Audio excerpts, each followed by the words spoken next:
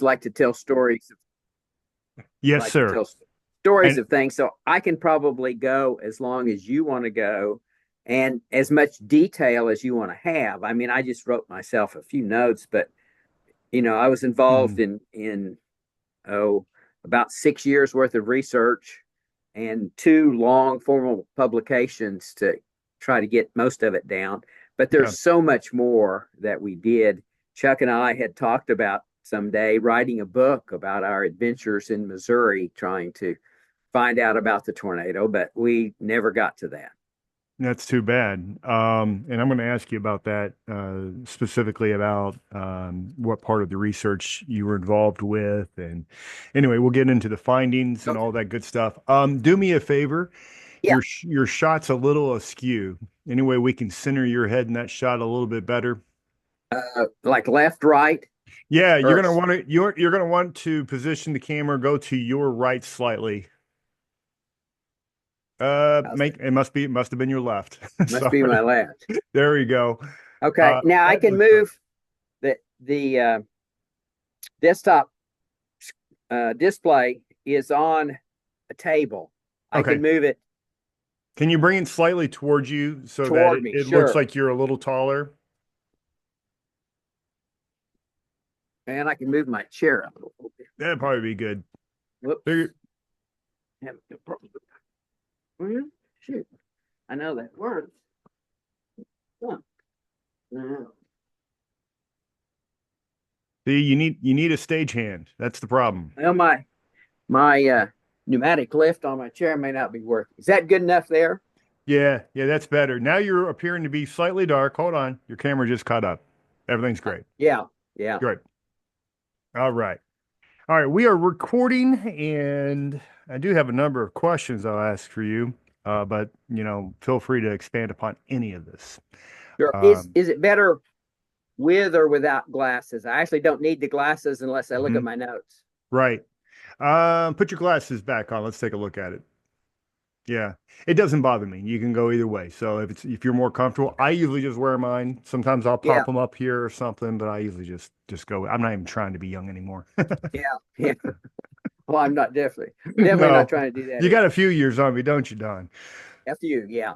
All right, kind. I'll be 78 here in a couple of months. Oh, wow. That's awesome, man. Well, you're looking great, okay? Looking Thanks. great. All right, let's go ahead and get you started here. And let me get my notes, and we should be good to go. I am going to post this like I did last time to the website, and then we'll also have it on some of my social media so the viewers will have opportunity to listen to the extent of this interview, Sure. in addition to whatever we include in the actual program. All right, with that being said, all right, let's go ahead and get started here. And I know you have a ton of titles, so I'm gonna try to get to just a couple of them here. All right, three, two, one. All right, everybody, I'm here with another very special guest. If you've tuned into a lot of my content, maybe you've seen this gentleman before, but this is none other than the great Don Burgess. And he's got a lot of titles. He's a meteorologist, he's a researcher, he's a severe storm expert. He has worked for the National Severe Storms Laboratory, he's worked for the University of Oklahoma, and lots of other institutions as well. So, welcome back to the program. Don, Don Burgess, how are you doing today, sir? I'm doing well. Glad to be here. All right, and today we have an extra special topic. We're talking about the legendary tri-state tornado of 1925. It's unbelievable that we're coming up on 100 years on that event, and it just so happens that you are the man to talk about this event. Don, maybe as we get started here, we can go into just why this particular event is so close to your heart. Well, growing up as a weather freak, uh, I read books and tried to learn about weather and storms. And of course, learned about the tri state tornado when I was young, as many others did. And it has been famous and of historical significance, but it never had been completely studied and looked at. And that was something I was always interested in. Fortunately, I was able to get with a group of guys, uh, retiring guys like me that we could do a study of it because we really wanted to learn the details with maybe more modern techniques than what they had in 1925. Yeah. And you think about the time gap between 1925 and then you guys got together in 2013, correct? Well, we published in 2013, but we actually started our research in 2005. Oh, wow. Okay. we Which we is, did it as a labor of love. There were eight of us, and most of the eight were retired, and so it was just our retirement age project. I was still working at Mhm. the time, but most of the others were not, and so we all just pitched in and did what we could as we could, and it took a long time. But a lot of it was based on trying to find people, trying to find out about the damage path, trying to find out about weather records. And they were all things that took a long time. So from Sure. the time we started until the time we finally got it published, it it took what 7 years. Right. And you guys, and I do want to speak to your colleague, the late great Dr. Chuck Doswell, which I actually have one of his publications behind me here. Uh, Severe convective storms, of course, Yeah, should be in every serious meteorologist sure, library. Unfortunately for right. me, I never got his autograph before he passed on. Can you explain to me some of your relationship with Dr. Doswell? I think a lot of people are familiar with him and his name, at Sure. least. Of course, he's a very famous researcher, uh, did a great job in publishing and a great job in educating the public and educating other meteorologists, and one of the cornerstones of our modern meteorological enterprise. So this is kind of bittersweet for me going back and remembering Tri-State because Chuck and I worked together closely. He and I did the research on the Missouri portion of the path, and that was difficult. They were all difficult because it was so long after the event. But in Missouri, it was very rural, very open, and we were trying to find out about the path. And so we visited Missouri, oh gosh, a dozen times or more, and did a lot of work together up there. And I remember all of those times fondly, and I miss Chuck. Yeah, no doubt. He's definitely remembered by a lot of people in the industry, and it's pretty awesome that you had a chance to get to know him so well and work right beside him. Yeah, he and Uh, I'd worked together for many years on many projects. It's mhm. just that the tri-state was a big one, and that's the one we're focusing on today. Right. Speaking of which, so let's take you out to Missouri because Okay. I'm certain one of your all's challenges were going to be to recreate the path and recreate the conditions and recreate the question. The question for the longest time I remember growing up, probably prior to the 2013 findings, was whether it actually stayed on the ground the entire time. Was it a family? Did it lift? Did another one drop down? So, what did you guys find? Exactly. We had those questions as well, and it's also interesting. Tri-state being so famous and so important, it really never had a lot of study done on it. Just a couple of three studies, and two of them were older, and one wasn't very detailed. It was newer, and so we spent a lot of time learning about the path of that tornado, and we had the same questions. Was it really one tornado? And what we found it was a path length of 235 miles, Wow. which is longer than the path length that's in the Weather Bureau report or that Tom Brazulis came up with. Tom is our weather historian for tornadoes, as you may know, Yeah. and has written a couple of books about it. And everybody kind of looks at what he has found. So Yeah. we found longer path length. So, where did you find the additional path link at the beginning or the end? Both. We found one early segment and we found one late segment that were not known previously. Wow. But So, in the end, after analyzing it, uh, finding some of the people who were still alive who had seen it to interview and doing some other things, we concluded that there was a short path tornado before the tri-state tornado And then after the tri-state tornado, there was another short path tornado. Got you. So And there that, were actually three tornadoes in a family. It was a family, but the center, the tornado in the middle was Mhm. very long track, and that was the tri-state tornado. And we Interest. came up with a path length for it of 220 miles, Okay. which is within 1 mile of what has been quoted in the past as the path length, 219 miles.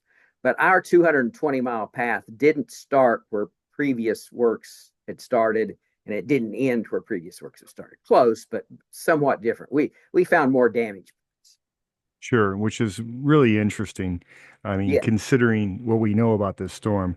Now, another thing about the storm that really sticks out, I think, to a lot of meteorologists, and especially after Ural's report came out, highlighting the fact that they're really this on paper going into this event with the conditions that were in place. It didn't seem like the storm system was rather extraordinary. Tell me more about yeah. Ural's findings.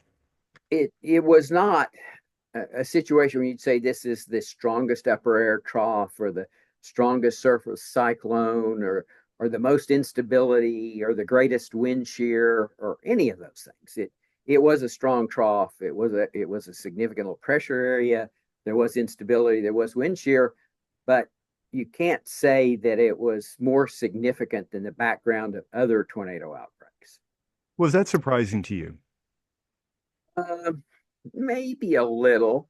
I think in the back of my mind, I thought, well, maybe the winds were just stronger. Maybe the upper winds were just stronger. Now I have to back off here Hmm. and and put in some caveats about these things I'm telling you. Yeah. First, in the damage path, we cannot confirm that 220-mile length that I gave you. Now I can say a little bit more about that later, Hmm. but also have to tell you that when we're talking about the meteorological situation for this tornado, we don't have as good a data as we have in modern times. And so when I tell you these things like the winds weren't unusually strong, they were strong, but not unusually strong. Mm. Well, we're doing some work to try to come up with those data. There were no upper air data generally to speak of in 1925. Right. There were a few piebald balloons, and those were balloons that they Mhm. filled, had some reflectors on them, and they tracked them with theodolites, and they could get some winds from those, but no temperature or humidity data. Right. And then there were some instrumented kites that they flew. These were on Mhm. wires, and they were more than your kids' kites, but still, they never got up as high as 10,000 feet, and they never there weren't very many of them. They weren't taken every day all over the country like our weather balloons now. So there was absolutely no upper air data. So I'm telling you about the upper air situation, So, but how I did you need to feel? tell you where that came from. No, and I'm glad you brought that up because I was going to bring it back around to what you guys did for data sources, and Yeah, it was a curiosity of mine. How did you guys fill in the gaps of specifically the upper air data? we worked with some other groups. But we got all the observations we could, including the pieballs and the kite data and all the surface data. Worked really hard at that. But then we had to work with some other groups whose expertise was taking surface data and being able to build upward through some equations that have been derived. If you know the detailed surface pattern, then you can build up the upper air data. And so that's what's been done. Yeah, You may be familiar with the NSEP reanalysis data set that goes back to before 1900. And correct. it has upper air now that we can study and look at. And it's very important for things like climate change. But it is derived from these techniques. So we worked with the people who developed those techniques. And that's how we were able to get upper air data to go along with our surface data, and so we could tell how much instability there was and how strong the wind shear is. And that's in general, not detailed. These techniques that they use give you more the average condition, and there might be a few extremes that Sure. aren't captured, but I think we have a good general picture. So essentially, it's kind of like re-engineering. It's kind of like you went Yeah, re-engineering from the surface data, then you can understand the upper air data because Hmm, it's the same general equations of physics that are governing everything. that's And of course, they interesting. developed these by going to data sets that we had all the complete data and then Hmm. working with those equations to make sure they were able to reproduce current conditions. Once they get that, then we can go back in time and reproduce whatever we want to reproduce. Got you. Okay, well, that makes a lot of sense. Um, so tell me more about these findings. It wasn't necessarily extraordinary as far as the strength of the upper level winds, but strong. The surface low was strong, but it wasn't overpowering. It was like a lot of early season outbreaks. Now, Mhm. some famous outbreaks have occurred in the early season. The jumbo outbreak, the super outbreak in 1984, was on April 3rd and 4th. Yeah, 74, right? In 1974. This was in the middle of March, so they're both somewhat earlier in the season. We kind of get a peak in tornadoes in the whole country in May and June, so we call March and April the early part of the season. So in the early part of the season, you have strong winds, but maybe you don't have as much instability. So this Right. was some instability, but not certainly not extreme. And probably what makes this a little more unique was the fact that conditions came together to have this tornado form near the center of the surface low pressure area. Right. And it was near the intersection of the warm front and the dry line. And that's a favored location you're probably going to remember because, Mhm. particularly along that warm front, you get added wind shear Right. and you also get some lifting as the air comes up over the very shallow cold air. Right. I remember, and it seems like this system, what I've learned from it, reminds me of what occurred on March 2nd, 2012, across southern Indiana. You may remember the Henryville tornado. Very early season storm. You had that low pressure that it was potent, moved right up the Wabash Valley. And that tornado, that supercell, it erupted right on that warm front and stayed on it for over an hour as it Right. remained on the ground.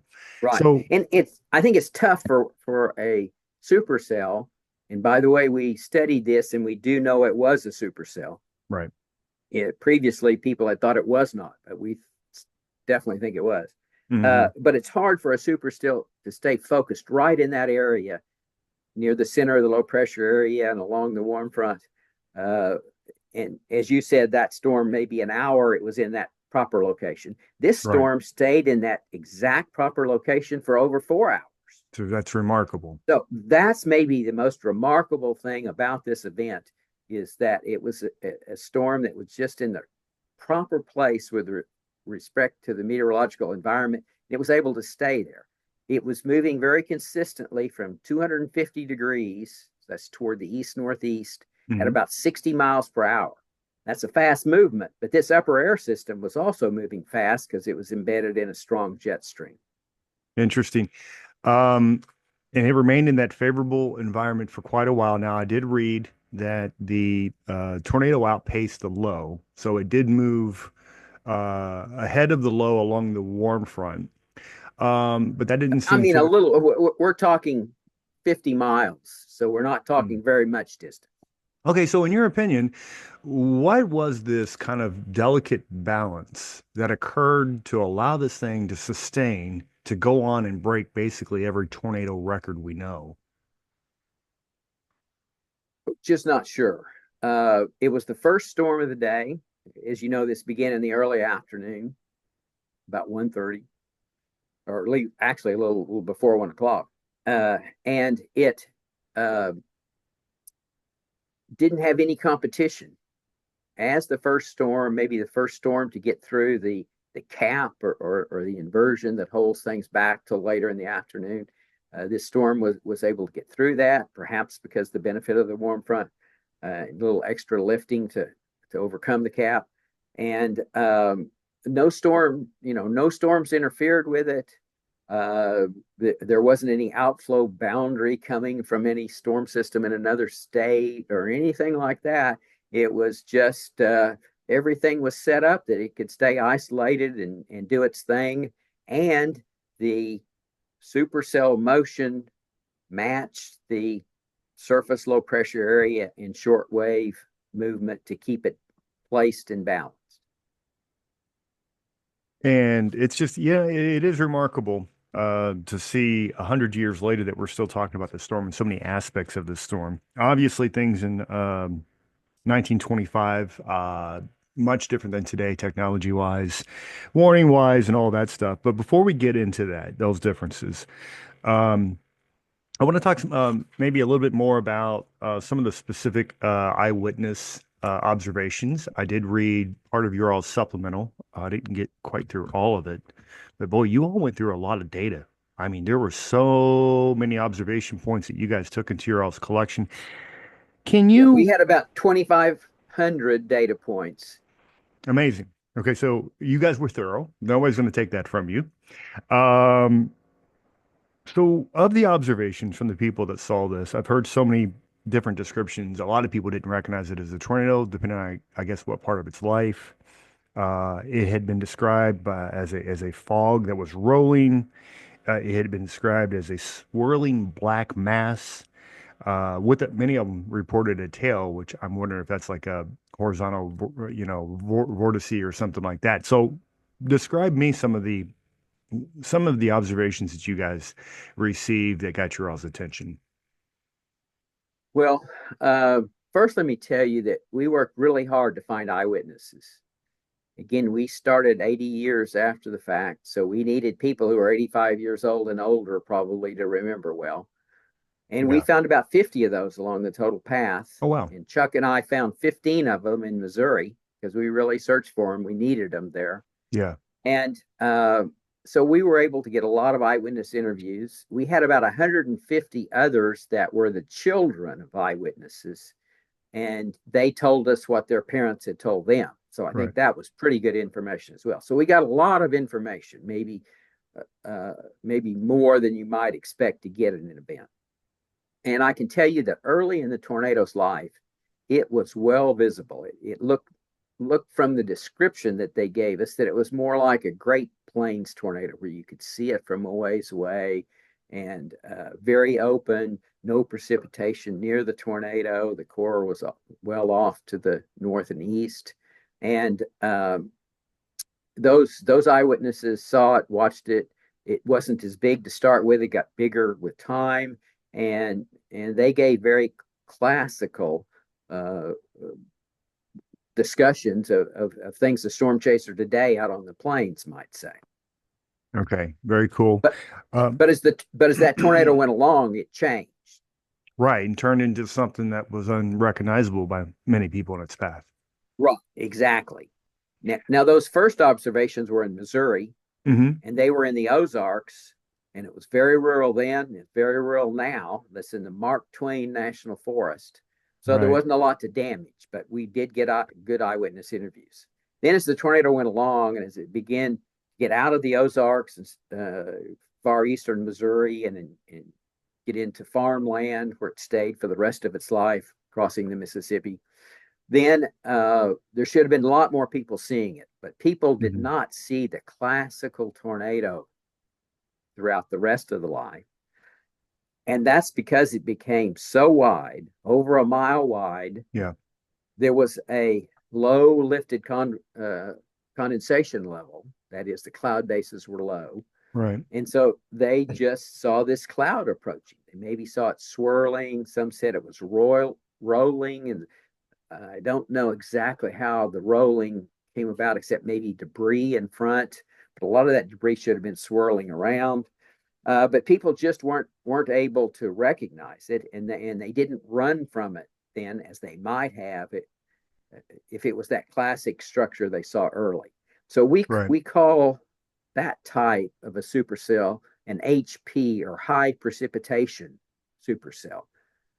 And so not only did it have the things I just told you about the low cloud basin so wide, it actually had some precipitation in and around the tornado itself. And so Right. people just had a lot of trouble. And particularly by the end of the lifetime, there was quite a bit of precipitation around it. And people just talked about they were in the middle of a heavy thunderstorm and then everything blew away. Yeah. So this thing And I think that's going to be pretty rare in itself for a supercell thunderstorm to start as an LP or a low precipitation cell and go through the process of metamorphosis over these hours to become this super wide rain wrapped HP or high precipitation cell, which is that in itself is extraordinary. Yeah, it Um, is, but we have other examples of that. It's not unique in doing that. The famous sure. Woodward tornado went exactly through very similar changes. Okay. Yeah, interesting.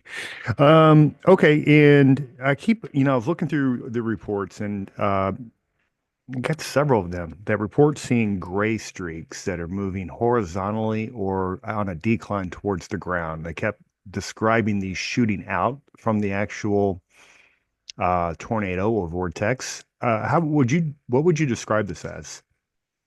Well, some of it just may be cloud matter on the, if you're standing to the right of the damage path, just to the right of the tornado and behind is a rear flank downdraft. Yeah, And you actually see practice clouds descending. They of course evaporate before they reach the ground, but they're descending. And so there may have been some of that going on. Uh, there are a lot of cloud tags that would be rotating around as you got up a little higher, more to the mid levels. We see hmm, those when we're out on chases. Some uh, we also see something. It's not it's not there all the time, but it's not all that in common. We actually see cloud uh, linear bands that are rotating around the convective tower that okay, is the mother of the tornado. We yeah, see some of those. And then finally, and I think you mentioned it about the time we were starting, there can be horizontal vortices right, rotating around. There's so much rotation, there's so much vorticity that meteorologists talk about right, that some of it gets caught up horizontal axis instead of a vertical axis, and you see these funnels that are actually rotating around horizontally. There are many pictures of them, and those were quite likely present at some points because this was became such a strong mesocyclone, producing such a strong tornado. yeah, yeah. To have been a photographer back then at the right place, right? Man, that would be the picture. Because not to our Yes. knowledge, tell me, yeah, you've done the research. Has one image of this tornado ever appeared anywhere? No, No. no one photographed it at any point. Some people gave us beautiful word pictures, though, Hmm. and some of them, again, this is early in Missouri, mostly in the Ozarks. They could have been the same word picture somebody would give if they were standing in central Oklahoma looking at a supercell tornado. They could see everything very well. But again, as we've said, that changed with time. And what made this such a terrible disaster, in part, is Yeah. not only did it stay at exactly the right place to stay strong for so long, but it was so hard to see Right. that we have so many interviews with people who were just amazed that they had no idea it was anything but an ordinary thunderstorm until their houses started blowing away. Sure. And I'm fortunate enough to, and you've probably seen these. Maybe you haven't. There's a collection of eyewitness interviews that were recorded back in the 1990s out of Murfreesboro. About 17 eyewitnesses set down. Did you get a chance to look at that?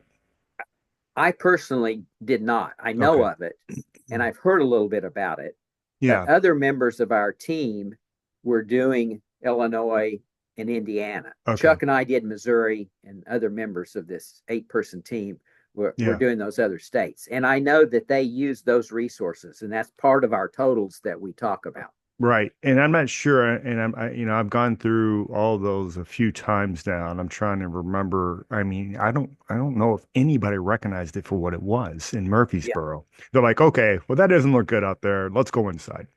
Right. That's Yeah, essentially the way that you summed it up. And then yeah, soon after they get inside, they start hearing stuff that they don't recognize. And by the time they go to see what it is, it's too late. It's on them. Everybody's being crushed. exactly. Yeah, exactly. A lot of that. And of course, you mentioned Murfreesboro. Yeah. You know, in Missouri, there really weren't many cities. There were in Illinois and Indiana, Mhm. but Murfreesboro was the worst. Uh, the death toll there. Now, we didn't emphasize death tolls and trying to learn more about them. I don't think Mhm. we know all about the number of deaths actually, even today. 700, all right, 695 is quoted as the total, Right. and I think 234 are quoted for Murfreesboro. But Correct. even that, the 695, although it's probably an underestimate, is the largest number we've ever had. And the 234 at Murfreesboro, although it's probably an underestimate, is the largest number of fatalities we've ever had in a single city in the United States. Which is, remarkable. So if you think about all the records that this thing broke, single city death tolls, total death tolls, total time on the ground, length And of path. probably still length. We Yeah. have yet we have yet to find a tornado with a path length longer than that we can confirm. There are many from the early days that say they're longer than that, but as we Mhm. investigate them, we find they were really just families. They Right. were And breaks between segments in the path. and we can use that to compare that with the more recent, they called it quad state tornado of December 21, which we know now Right. actually didn't go through four states. Yeah. It had a Um, break, they found. Yeah, they found a very discernible break Right. in eastern Tennessee before it did the Uh, bulk of its damage, which right. is why it was interesting to see Ural's finding out of, what is it, Billy, Missouri, where there were reports of two tornadoes, and you guys Beely. invest. Is it Beely? Beely? Beely. I think they pronounce it Beely. Right. Biehle, and they say Beely. Beely, Uh, right. But you guys, Yes, you well, we guys, were aware of those two tornado reports, and they appear in all of the early documentations by the Weather Bureau. I think Tom Grazoulis even mentions it. But what's interesting, we had several eyewitnesses around Beeley, and we looked at the damage. We had a lot of sources to find damage, and we used all of those sources in the Beeley area, and we never could confirm uh, that anybody had seen two tornadoes or that there were two paths. right. Interesting. So let me take a couple broader questions for you now, and we're going to go to the state of technology first. Um, 1925, man, there wasn't a lot to get the word out, was there? So No, just briefly describe the state of meteorology and how people got their weather back in the day. well, I mean, meteorology was in its infancy still. We talked about there were limited observations, there was limited communication, even radio was new. Many of the people that we interviewed from 1925 in all three states did not own radios. And there weren't radio stations close to all areas of the path, particularly in Missouri. And so there was not technology for people to get information like they get it today. Yes, they had newspapers, but it told them what happened yesterday. And uh, really, what we found many times, and we certainly found in tri-state, is that uh, people over time with experience become more weather wise, particularly farmers, because it's their living that they depend on knowing what the weather is going to be able to do the best for their crops and the things they and their animals and things they have. And so there were a lot of people who knew about the weather because they'd gotten weather wise over their lifetime. But again, as we've talked about, a lot of those got surprised by the tri-state tornado because it just didn't look like other tornadoes they'd seen. Right, right. But they were d definitely more weather aware. I don't know if most people would survive without their phone app nowadays. There could Right. be a tornado coming right at them. They're going to have to check the app to verify, Right. Exactly. Exactly. That's the kind of thing that we talk about now that can cause problems. Is that people don't interpret it correctly for themselves. Hmm. or maybe they see two things online, and one of them's the correct thing, but one of them's not correct, and they choose the incorrect one. And that kind Yeah, of thing or they, places now. But back right. then, it was just that people were all on their own, and people lived in small towns or out on farms. I guess it was all rural areas. Yeah, Uh, I haven't mentioned it, but there were nearly 30 schools that were destroyed, which is and incredible. students killed, and again, there was nobody to warn the schools. Right. And it's hard to get a warning out when the storm is cruising at 60 or even 70 miles per hour. You're not going to get ahead of Yeah, that thing. They didn't have the right, technology to right, call in advance. I mean, I'm sure that they had some, as I was talking to some of the people down there in Murfreesboro, or Princeton, actually, yeah, the towns had electricity, but you go much outside the town, they didn't even have right. that. They had wood No, burning stoves and candles that's by right. night. Yeah, Uh, a yeah, lot of them didn't even have cars yet. right, right. There were a lot of horse-drawn uh, wagons and such, and that's how people got around. We were in rural Missouri, and it was very much that way. Uh, we found, interestingly enough, something about sociology that people now look back who lived in that area, and they say, the tri-state tornado actually helped us some, because Hmm. after the tornado is when we stopped being an enclave of, say, people from Germany or people from France, Hmm. and we became more United States citizens, because we had to broaden out and work with other people after the tornado. There were a lot of relief efforts. Yeah. There were a lot of people helping them. They needed help. Yeah. We found nearly half of the people with whom we interviewed and talked told us that they did not speak English at the time of the tornado, but Okay. almost 100% of them spoke English within 2 years after the tornado. No kidding. Okay, that's interesting. I had not heard that. And now, I had heard that there was quite the media response, and as a result of the media response, there was a lot of aid that came in Yes, pretty quickly. right. I believe Now, the American Red Cross was a big part of that. yes, they were, and they kept some good records Hmm. that we have used to find out about points of damage and uh, other things that they collected, because we've looked at the extent of their database. But now I need to tell you, make sure I get it right, that these numbers that I'm telling you about, of everybody learning to speak English and Yeah, going to English speaking schools instead of foreign speaking schools, that occurred right after the tornado, that was in Missouri. And I'm not sure they found as much of that in Illinois or Indiana. got you. Eastern Missouri in the Ozarks, and just east of the Ozarks, it was very, very rural. Right. Okay. All right. So let's look at the system as a whole. We're looking back 100 years. What lessons did we learn from a storm 100 years ago, and how are we applying that today?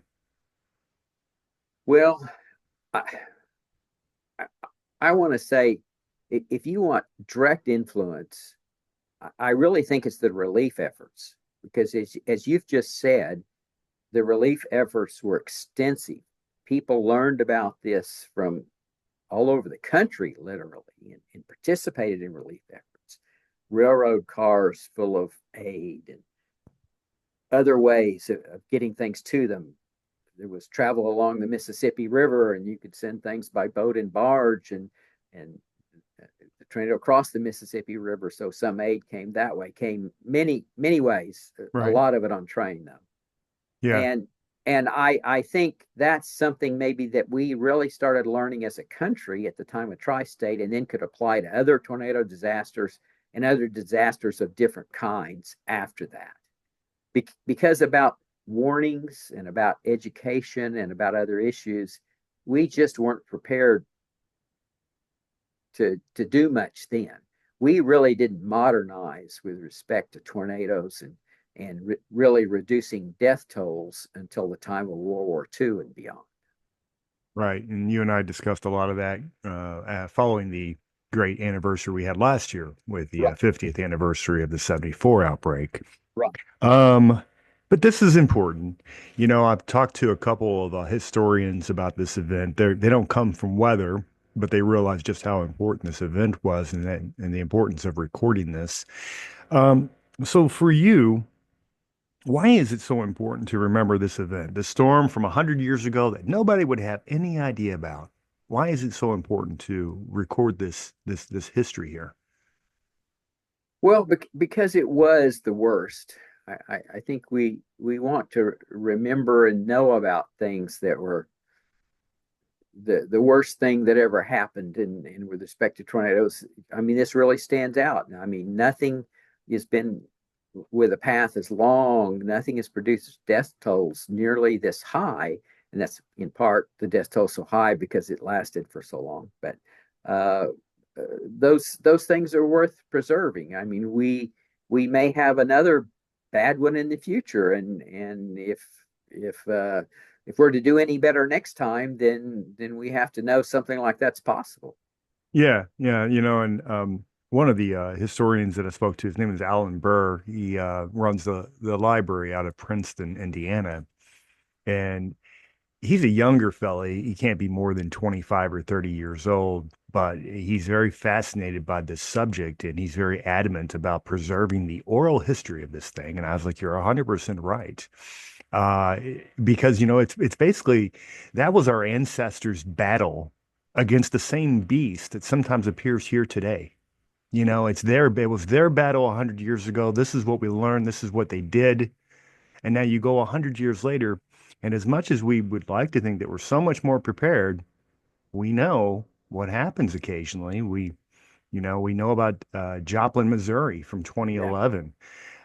We know about the ravages of those tornadoes that year in that earlier super outbreak in April of 2011.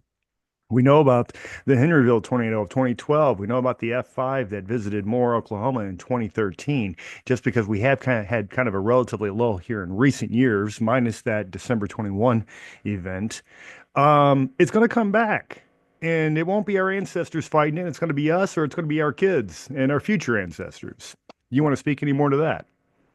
No, I just want to Okay. agree with what you said. I think you're right on. Uh, I think Joplin was a wake up call to a lot of us in the meteorological community. We thought we'd never have a death toll as high as 100 people again. Right. We thought we were so good with passing out the warnings and maybe building better buildings and all the other things that we try to do that keeps communication being so much now that we didn't have before, that it would never be that bad again, but Right. it was. Yes, it and was. and I think you're right when you say, we have to be ready because there probably will be another bad one like tri-state again. Yes, sir. And next time it may not, sure, it did hit a few sizable towns, specifically Murfreesboro. But today the towns are just bigger and there's more of them. And a storm like this, you think about worst case scenario. So what do you think if this thing happened again today? What would the worst case scenario be of a tornado like this today? And how would you expect our response to be different than when it was 100 years ago? Well, I think we would do a much better job in uh, diagnosing the potential ahead of time. The Storm Prediction Center does a really good job now. The media transfers that information. It is available on your cell phone too, and people know about it. Now here in Oklahoma, I hear people talking about, that, oh, there's a chance of storms 4 or 5 days ahead. We got to watch out. Uh, I think there would be much more information to let people know that need to watch out for that day. And even in, a storm coming at them and they can't tell it's a tornado, well, hey, we still need to watch out for all the storms. So I think things would be better. Uh, there will still be some problems that some of the problems that occurred in Joplin could still occur anywhere else. And so if we have some Joplin-like failures that could occur in a long track tornado moving fast, that certainly could happen. And so, we have to think about death tolls that are certainly higher than we've had in modern times if something like this were to were to hit the worst places. Something we also worry about are tornadoes that hit uh, venues with a lot of people, Yeah. uh, football games, outdoor sports events, conventions, uh, It does seem like it's just a all kinds of gatherings of large crowds. Those are difficult situations, and if a bad tornado like a tri-state tornado were to hit the wrong place at the wrong time, then that could produce disasters we don't even want to think about. right. And I particularly am worried about a scenario like that where we know that these tornadoes can intensify really rapidly. Just look at Joplin. Yeah, And how long would it take you to empty out, 50,000 in a stadium or, you know, 80,000 in a stadium or worse? Look at the Indianapolis 500. You've got, hundreds of thousands of people that pile in there for that event right there in the peak of her tornado season, I might add. yeah, yeah, That would be very difficult to get everybody yeah. moved in I time. know the people who are involved with those kinds of things though do worry about it, and they do make plans, and they've got good things that they can do. They have to make tough decisions, and Mm-hmm. better safe than sorry. I think sometimes things have to be canceled uh, Yeah. more often than you're going to have the effect, just to make sure we don't get in a situation like that. Right. You can't really take a chance with 200,000 people or whatever. Yeah. So, okay, my friend. Well, look, 100 years, it's hard to believe it's 100 years. I want you to, any other thoughts you have on the Great Tri-State Tornado of March 18th, 1925? Any other specific things you want to share? No, I think we've well covered that it was the supercell. It was long track, but we can't guarantee the total length of track because the area in Missouri was just too rural. Um, I do think, though, that the work this group of eight did, I was glad to be a little part of it. Uh, that we now know more about it, and I in that group take some pride in the fact that we now know more about that event than we used to know. Yeah, yeah, for sure. All right, my friend. Well, thank you so much. I've got just about a week to wrap this up, hopefully less than that. And once I get it up and running, I'll be sure to send you a copy, and you can share with all your esteemed meteorological friends. I will. I will share it around. All right, Don. Thank you so much, my friend, and Uh-huh. we'll be in touch. Okay. Okay, good to talk to you. Yeah, likewise.